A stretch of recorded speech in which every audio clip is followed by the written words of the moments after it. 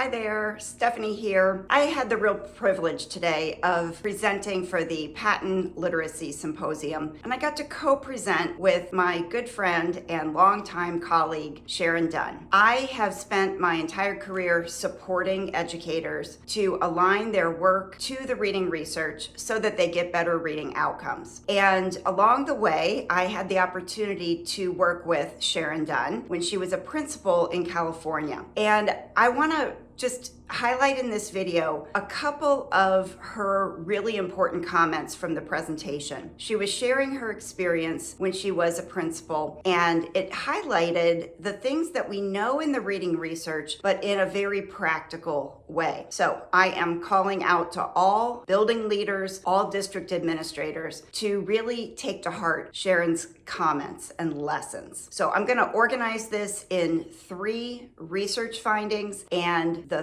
3 related takeaways for school leaders. So finding number 1, which I think is the most important, is that we can in fact prevent reading failure. We know that if we find students early, if we catch reading difficulties, well, before it's a reading difficulty in preschool, kindergarten, first grade, we have a much better chance of impacting the eventual outcomes for those students. So Sharon put this into practice by starting first in kindergarten. It was her kindergarten outcomes that really got her attention. So having good assessment data is the takeaway related to this. If you don't know the proportion of your students who are on track to be good readers in the future when they're in kindergarten, you are not going to necessarily prioritize resources around prevention. So Sharon talked about the importance of having 4 types of data: screening, progress monitoring, diagnostic, and outcome evaluation. She talked about the fact that we have lots of data sources in schools.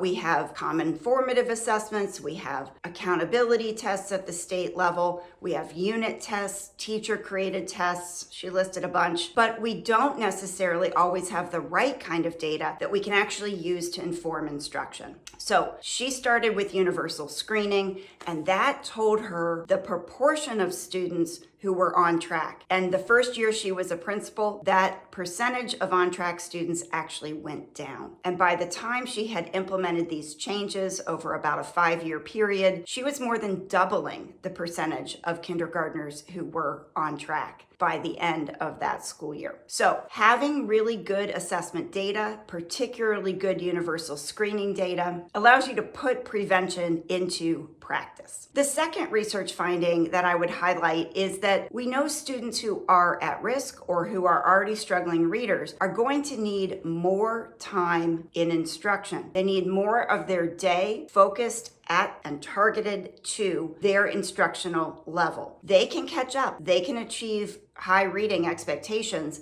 but they're going to need more time to do it. So Sharon's practical tip related to getting more time was to have a schedule, to make sure that the principal in this case is controlling and dictating the schedule based on student needs. So she emphasized the fact that she protected the time in the schedule for the ELA block. She increased the number of minutes in their ELA block because they had so many students who were at risk as kindergartners. She made sure that resources were allocated to flood into the ELA block for Tier 1 differentiation, and she made sure that those additional support staff, special ed, interventionists, title teachers, paraprofessionals, that they all were also available in the schedule to provide that double dose of intervention at Tier 2.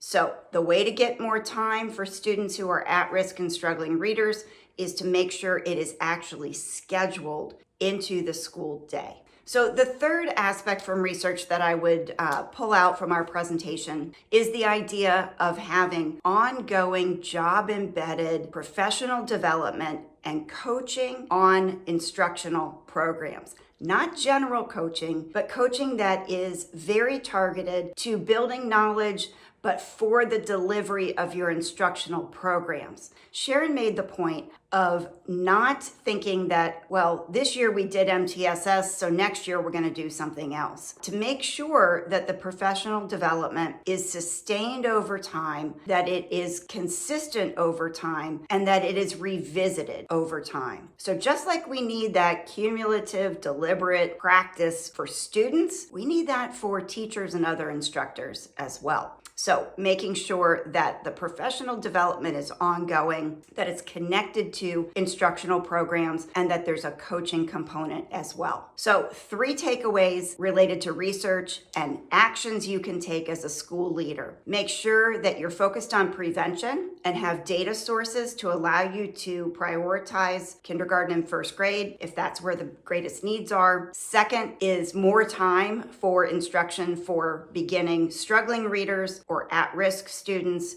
and using your schedule to get that time in place. And then finally, making sure that your professional development is connected to your instructional programs, coaching is connected to those programs, and it's not a one and done, that it's ongoing over time. If you have thoughts or comments about these takeaways from our presentation at the PaTTAN Literacy Symposium, I hope you'll drop your comments and questions right below this video.